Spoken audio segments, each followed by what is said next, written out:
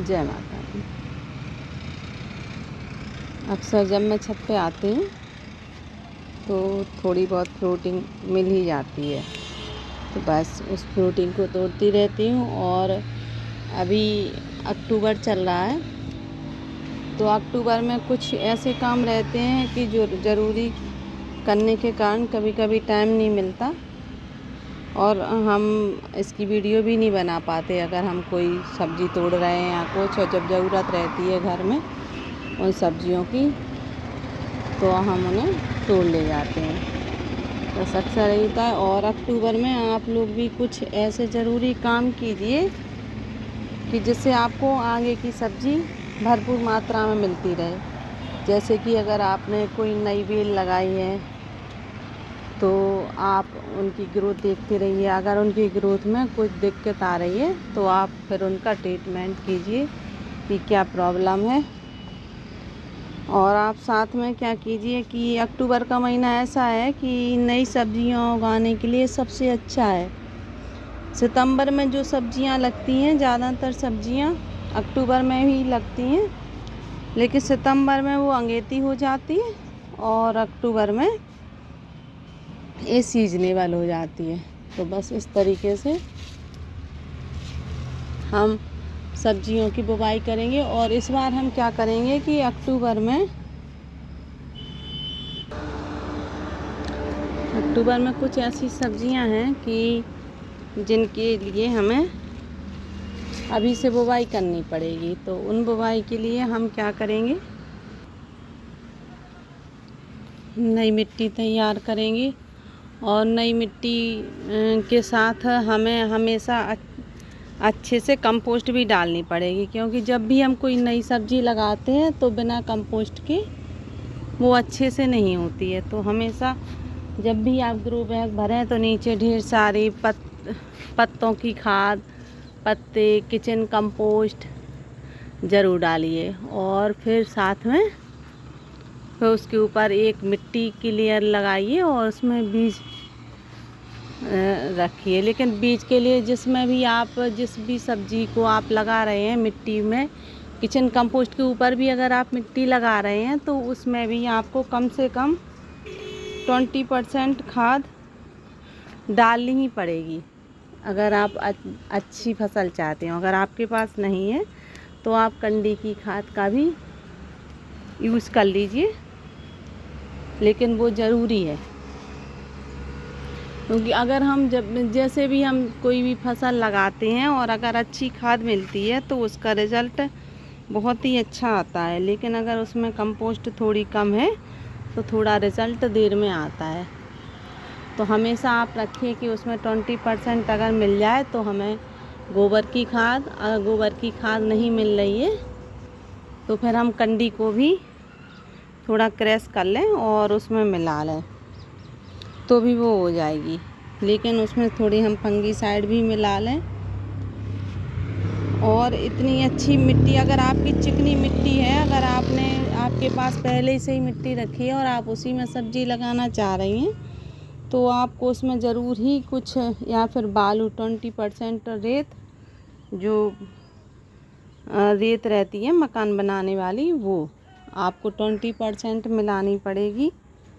और साथ में आपको मिलानी पड़ेगी थोड़ा सा फंगीसाइड, जिससे कि सब्ज़ी अच्छी हो।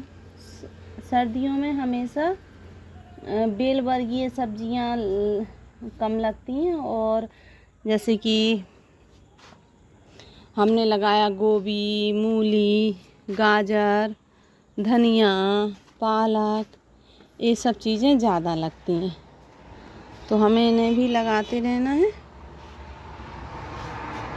और साथ में आपने देखा कि हमने कुछ दिन पहले इनमें कुछ नए सीड डाल दिए थे, तो ये अंकुरित हो गए हैं और ये हमारी अंगेती फसल हो गई। तो बस हमें इसमें से भी जब ये बड़े हो जाएंगे और ये वाले जो मैच्योर हो गए हैं तो ये ख़त्म हो जाएंगे और हम इन्हें हटा देंगे। और जो नए फ्रूट के प्लांट, हम सब्जियों के प्लांट जो हमने लगाए थे इस तरीके से, वो आ गए हैं, तो वो हमें सब्ज़ी भरपूर मात्रा में देंगे। बस आप इस तरीके से ग्रो बैग भरिए, नीचे किचन कंपोस्ट डालते रहिए और ऊपर ऐसे बीज रख दीजिए, बीज डाल दीजिए, तो आपको यही रिज़ल्ट आएगा जो हमारे ग्रो बैग में आया है।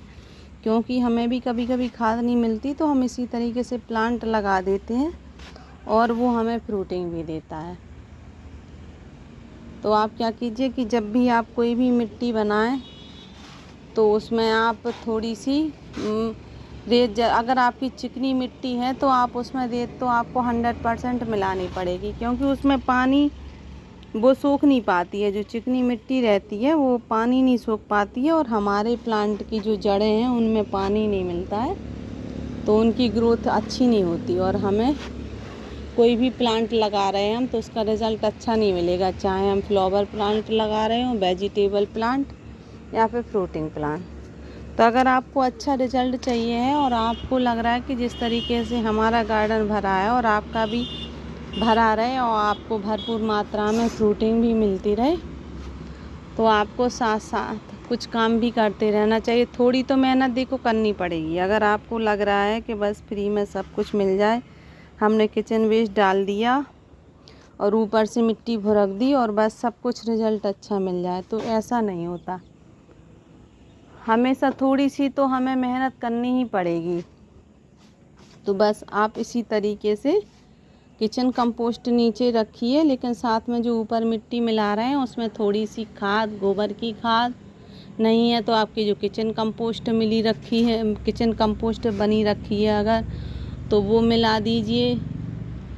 और साथ में किचन कंपोस्ट में थोड़ी सी हल्दी पाउडर, चूना आप ये भी डाल दीजिए, फंगीसाइड होते हैं, तो आप इनको भी अगर अच्छे से डाल देंगे तो आपके पेड़ों में बीमारियां कम होगी और साथ में आपको प्रोटीन भी भरपूर मात्रा में मिलेगी। और मेहनत तो बस कम ही रहती है, क्योंकि अगर आपके नीचे किचन कंपोस्ट है तो पानी वो कम ही डालना पड़ता है किचन कंपोस्ट वाली मिट्टी में या गोबर की खाद वाली मिट्टी में। तो बस आप इस तरीके से नीचे किचन कंपोस्ट डाल के ऊपर से मिट्टी डालिए, थोड़ी सी खाद भी उसमें मिला दीजिए। अगर खाद नहीं है आपके पास तब भी ना किचन कंपोस्ट है और ना गोबर की खाद है, तो बस अगर आपको कहीं से बुरादा मिल जाए, आपके आटा के चोकर मिल जाए, आटा का चोकर तो सबके घर में ही निकलता है, तो आटा का चोकर है या कुछ दाल के छिलके हैं, मूंगफली के छिलके हैं,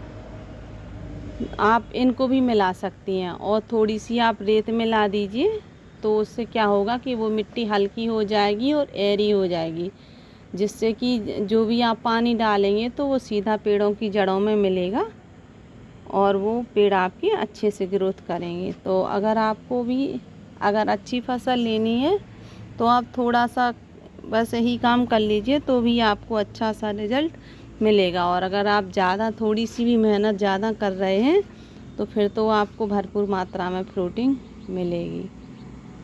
अगर आपको ये वीडियो अच्छी लग रही है तो इसे प्लीज़ इसे सब्सक्राइब ज़रूर कीजिए और साथ में आप बस वीडियो देखते रहिए और आपको हम सभी सब्जियां बताएंगे जो कि सर्दियों में लगने वाली हैं। जो भी हम सब्जी लगाएंगे वो सब आपके साथ शेयर करेंगे।